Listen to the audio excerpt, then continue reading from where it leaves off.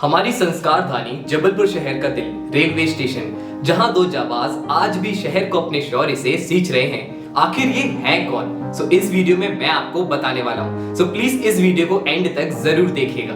1857 की सबसे बड़ी क्रांति, जिसे भारत का प्रथम स्वतंत्रता संग्राम भी कहा जाता है, जिसमें रानी लक्ष्मीबाई और मंगल पांडे जैसे शूरवीरों ने अपना महत्वपूर्ण योगदान दिया था।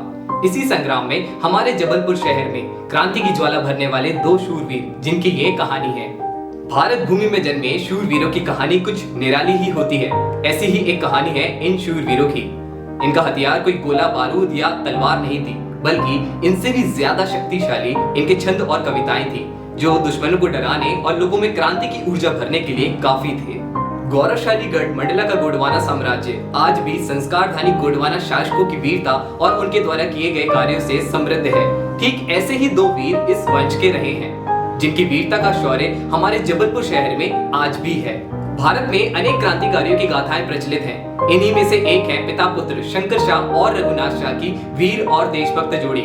मौत के सामने भी अपनी कविताओं के जरिए लोगों में क्रांति की भावना भरना संभव था। इन्हीं के लिए संभव था। 1857 के विद्रोह की ज्वाला संपूर्ण भारत में धधक रही थी। तब जबलपुर के महाराजा शंकर शाह और उनके पुत्र रघुनाथ शाह ने अपनी मातृभूमि को अंग्रेजों से स्वतंत्र कराने के लिए युद्ध का आह्वान किया था। राजा शंकर शाह जमींदारों तथा आम जनता के बीच काफी लोकप्रिय थे। 1857 ईस्वी में जबलपुर में तैनात अंग्रेजों की 52वीं रेजिमेंट का कमांडर क्लार्क बहुत अत्याचारी था। उसने छोटे छोटे राजाओं और आम जनता को बहुत परेशान कर रखा था। यह देखकर राजा शंकर शाह ने उसके अत्याचारों का विरोध करने का निर्णय लिया। राजा एवं राजकुमार दोनों बहुत अच्छे कवि थे। उन्होंने अपनी कविताओं द्वारा विद्रोह की आग पूरे राज्य में सुलगा दी। जबलपुर के गढ़ापुरवा क्षेत्र में राजा शंकर शाह का राजमहल हुआ करता था, जहां पर वे अपनी बैठक सभा किया करते थे। और महल के पास ही माला देवी की सिद्ध मूर्ति हुआ करती थी, जिनकी वे पूजा किया करते थे। आज भी वह मूर्ति गढ़ापुरवा क्षेत्र में माला देवी के मंदिर के नाम से स्थापित है। शंकर शाह जबलपुर की अंग्रेज सैन्य छावनी पर आक्रमण कर वहां तैनात भारतीय सैनिकों की मदद से अंग्रेजी राज को उखाड़ फेंकने की योजना बना रहे थे। कुछ गुप्तचरों के माध्यम से अंग्रेजों को इसकी भनक लग गई। क्लार्क ने 14 सितंबर 1857 को गढ़ापुरवा स्थित राजमहल को घेर लिया।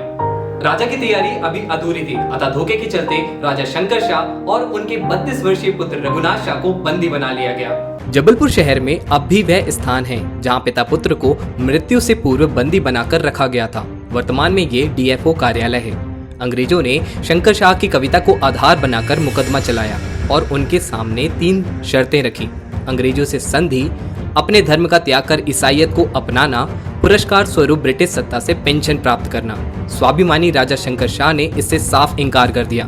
तब अंग्रेज सत्ता ने शंकर शाह और रघुनाथ शाह को बगावत के अपराध में तोप के मुंह से बांधकर मृत्युदंड देने का फैसला किया। 18 सितंबर 1857 को एजेंसी के सामने फांसी परेड हुई। शंकर शाह और रघुनाथ शाह को लाकर हथकड़ियां बेड़ियां खोलकर तोप के मुंह पर बांध दिया गया। आजादी के दोनों दीवानों ने मृत्यु से पूर्व अपनी आराध्य देवी से प्रार्थना की और प्रजा को एक एक छंद सुनाया। पहला छंद राजा ने और दूसरा छंद उनके पुत्र ने सुनाया।